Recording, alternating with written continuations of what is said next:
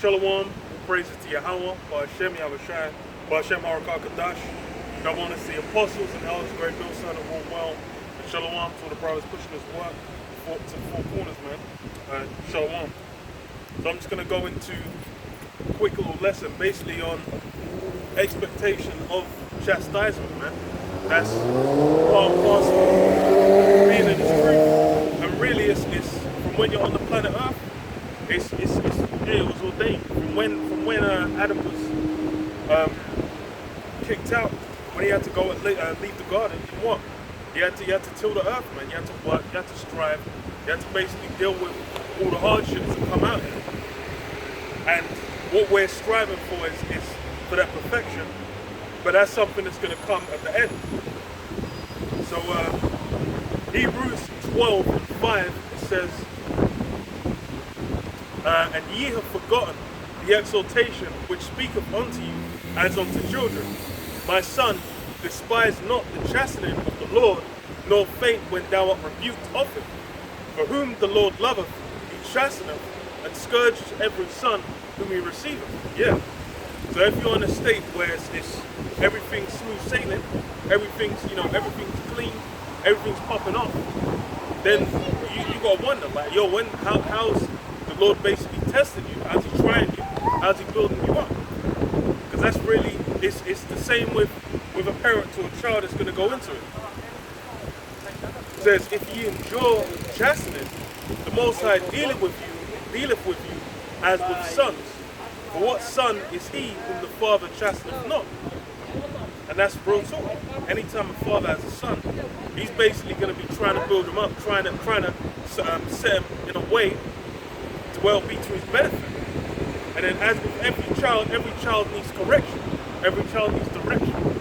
So you can't just leave them and then be like, they're going to be going off eating garbage off the floor, putting their hand on the hot stove, and then just pissing in the street. Like, of course, you're going to have to be like, yo, you're going to have to club him around his head and tell him what for, man, how he's meant to conduct himself. It's the same for being in this work. You come in and you're just doing a madness, then you're going to be tried, man. And then regardless, from the state you come in from the world into the truth to how you're basically going to need to be to endure through the coming times, you're going to have to be tried, man. You're going to have to be developed. Because we're basically going into what? That time of Jacob's trouble. A level where it's never been seen before. So that's in verse 8. If ye be without chastisement, whereof all are partakers, then are ye bastards and not sons. Furthermore, we have had fathers of our flesh. Well, yeah, if you're not receiving that chastisement, then you're not counted as a son. There's people in the world, I don't know, you can go to these celebrities, these guys are basically immortalized, so-called, within Esau's system. They've ascended up the rungs of his system. They're at the top. These guys have their fame, they have their love.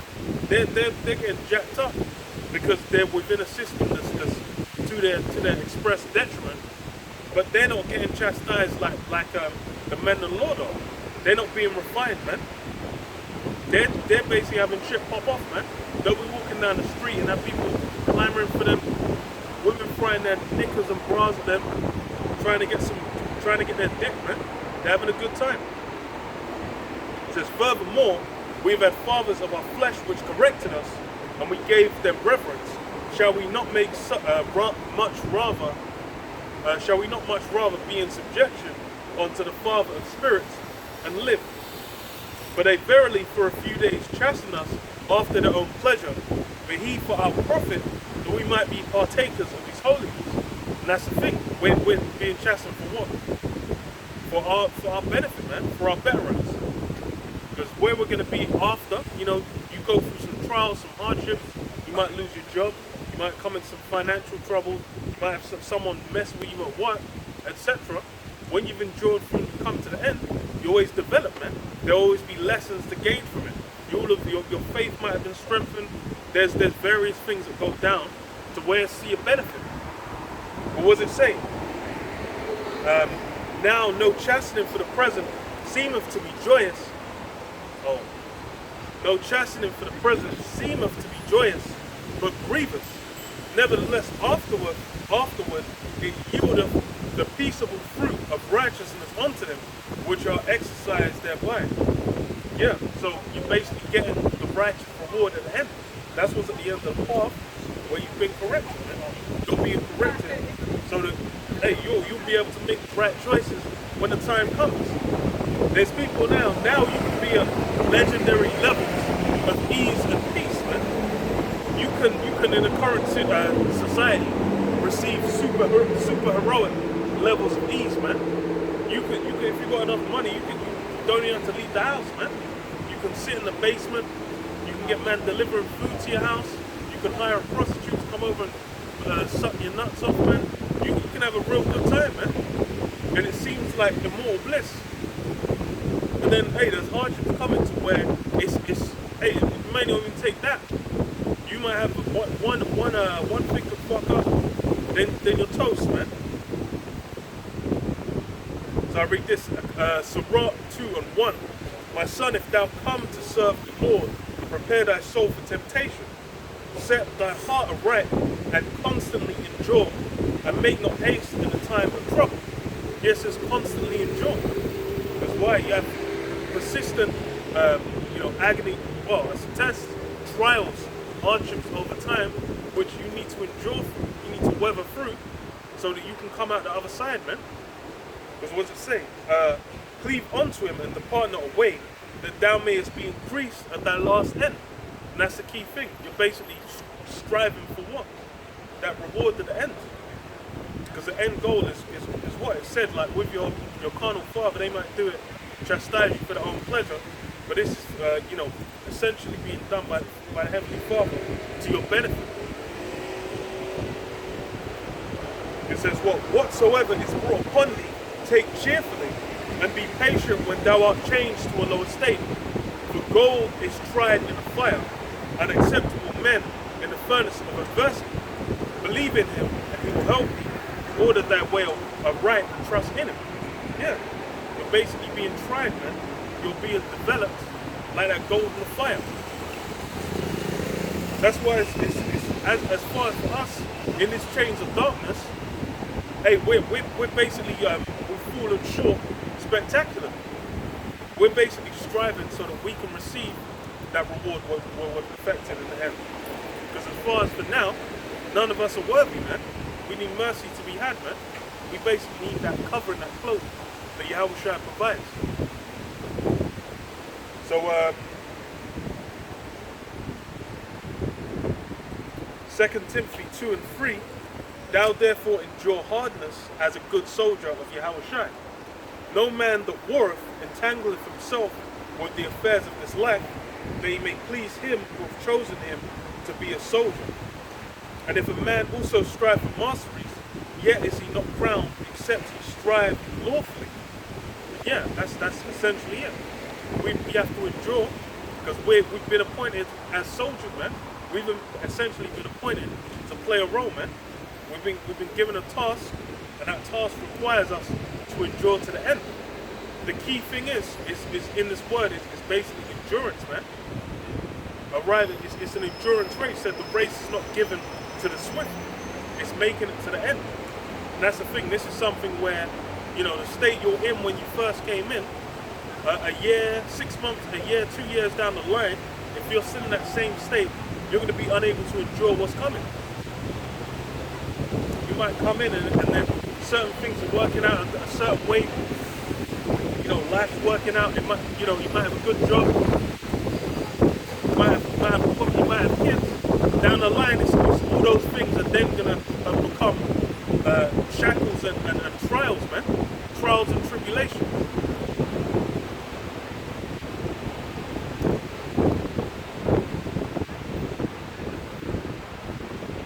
I'll read this. Matthew 20:2 says, then came him the mother of Zebedee's children with her sons, worshipping and desiring a certain thing of him. And he said unto her, what wilt thou? She saith unto him, grant that these my two sons may sit, the one on thy right hand and the other on the left, in thy kingdom. But Yahushua answered and said, ye know not what ye ask. are ye able to drink of the cup that I shall drink of, and to be baptized with the baptism that I am baptized with? They say unto him, we are able. But even then, it's the cup that Yahushua had to drink. And that was tailored for Yahushua specifically. It's like we also afterwards take up our cross. We basically are joining into that. But then, hey, Yahushua was the only one who could do to go up on the cross. Because, hey, he was that perfect, that blameless sacrifice. But what does it say?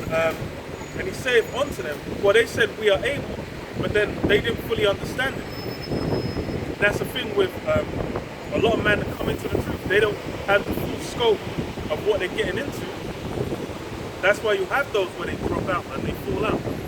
Because this is for, it's for that elect number, man. That select number whose names have been recorded, man. There's a sick man.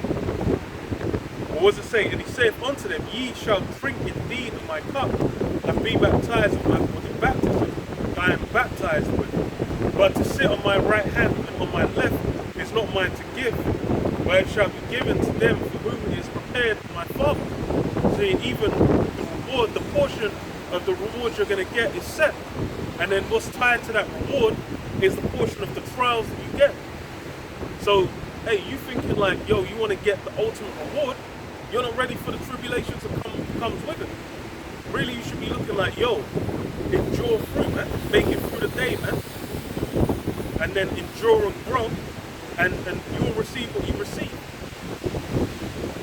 It's funny because it's that worldly approach is to basically strive and lust after the ultimate success. But then there's people where it's like for them to, even if you wanted to, for example, be a top talent within any particular field, music, acting, certain forms of artwork, whatever, mechanical engineering, if you've not got the capabilities, you're not going to be able to fulfill it. You'll get into that position, and then you ain't going to be able to perform. So there's things that you need to have had appointed to you, man. If you come into the Word, really you should be just, hey, praying that you make it through, man. You endure to the end.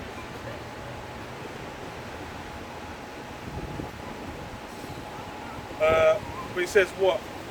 I read it, so he says, and he saith unto them, ye shall drink indeed of my cup and be baptized with the baptism that I am baptized with, but to sit on my right hand and on my left is not mine to give, but it shall be given to them for whom is prepared of my Father. So yeah, the hierarchy's already been set. Because as it says in the Lord's Prayer, let the exact word is like, may it be done on earth as it is in heaven. Because essentially it's going to be a reflection of the order that's already in the heavens. So that's why it's like there's those where they've been appointed, but they're going to be unrighteous. The elect of Satan have their role, and then the elect of the Most High, they have their role.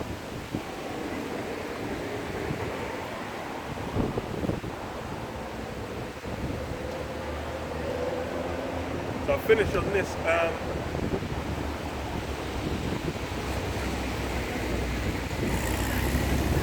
Second Ezra 2 and 42, I, Ezra, saw upon the Mount Zion a great people whom I could not number, and they all praised the Lord with songs. And in the midst of them there was a young man of a high stature, taller than all the rest, and upon every one of their heads he set crowns, and was more exalted, which I marveled at greatly. So I asked the angel and said, Sir, what are these? He answered and said unto me, these be they that have put off the mortal clothing and put on the immortal, and have confessed the name of the Most High. Now are they crowned and receive palms. Then said I unto the angel, what young person is it that crowneth them, and giveth them palms in their hands? So he answered and said unto me, it is the Son of the Most High, whom they have confessed in the world. Then began I greatly to commend them that stood so stiffly for the name of the Lord, Yahweh. Yeah, these are essentially, that's the reward you're going to get. You have to stand stiffly, man. You got to endure. You got to make it to the end. And then what you receive in that crown, man. being a joint heir, man, receiving heirship to the kingdom.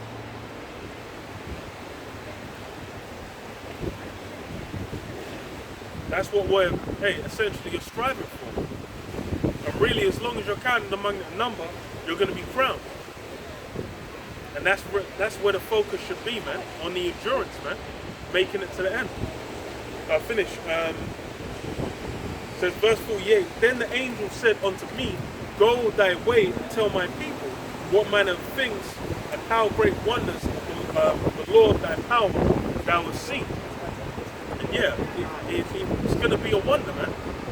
Because the reward is having Israel come back into that position where they're seen, where you're seeing the reverse of, what's it called, man? Lamentations 4. Where everyone's despising and looking at Jake like, damn, these guys ain't on no level. When you deal with either the northern or the southern kingdom, Jake is not regarded highly, man.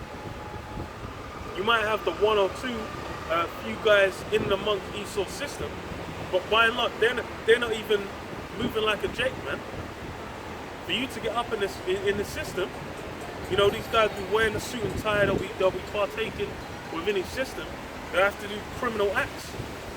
But hey, what the elect are doing is being rewarded righteously, man, for enduring and holding fast to the word to the end. So yeah, I'll leave it there. Say all praise to Yahweh, Hashem Yahushai. Shalom. Shalom.